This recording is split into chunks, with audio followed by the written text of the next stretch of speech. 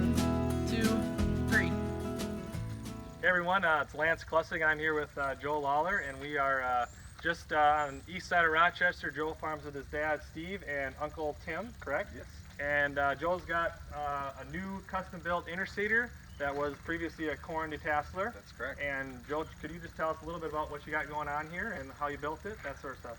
Yeah, well, we have a 1989 Pioneer corn detasseler turned into a highboy Interseeder. Basically what we did was cut it in half, made it a little longer, put a seed box on it, made some arms for it, and put a sprayer boom on it. So pretty simple. It took about a year to build, so I guess about 400 to 500 hours of work going into it, but we were able to do it at about the 10th of a cost of possibly buying a Hagie system. So able to kind of get into the cover crop a little cheaper, you know, for than most people would, you know, to be able to seed. Well, we're planting 2 times a year in the corn and into the beans as well. Okay, tell us a little bit more about, are you interseeding like V3, V5 corn and then black layer corn? Is that kind of the idea? Yes, so we're going to do 2 different seedings in the corn. Early V5, V6, we're going to do our shade tolerant species, brassicas and clovers. And later on, in black layer, excuse me, we're going to be putting cereal rye in. Okay. So that, we have something to withstand the winter and come back in the spring. The goal is to have roots in the ground year round if possible. Live roots, awesome. One of the soil health principles. This is true. This is true. Tell us a little bit about the width you got. I assume it's 60 footer, but also how fast can you run, about how many acres an hour, that type of thing. Yeah, it is 60 feet, 24 rows. It will run about, comfortably, we kind of set it for 7 miles an hour.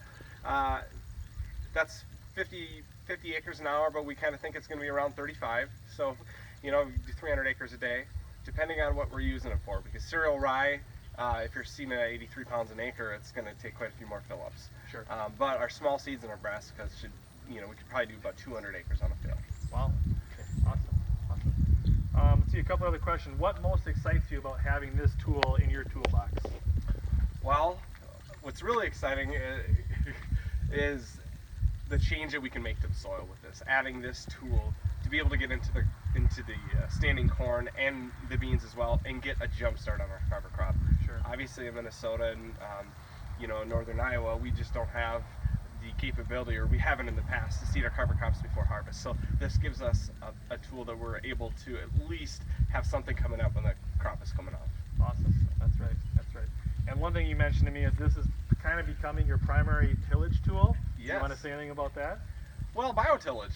We don't need to till if we have plants doing it for us. Sure. It's just a giant misconception in agriculture.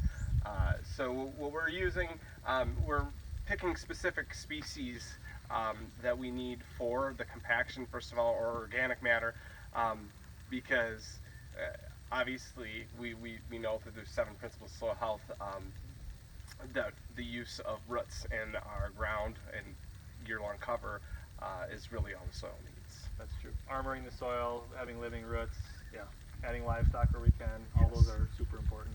So some of the things you mentioned to me before we started the interview was that you're looking to increase organic matter by using this tool, by managing with it, increasing your fungi to bacteria ratio in the soil, and increasing water infiltration. Another thing you mentioned was potentially decreasing your use of synthetics, whether that be fertilizer or herbicides, chemicals. Yes. Is that fair to say? That's absolutely fair to say. We increasing our diversity, first of all, help with our pests.